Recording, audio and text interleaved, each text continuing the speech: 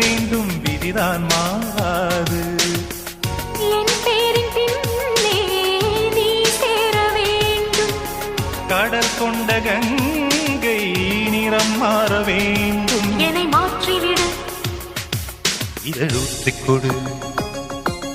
தங்கமாக நின்ற சிங்க நடை போட்டு அருகில் அருகில் வந்தார். ரெண்டு புறம் பற்றி எரியும் மெழுகாக மங்கை உருகி நின்றாள். தங்கமாக நின்று சிங்க நடை போட்டு அருகில் அருகில் வந்தார்.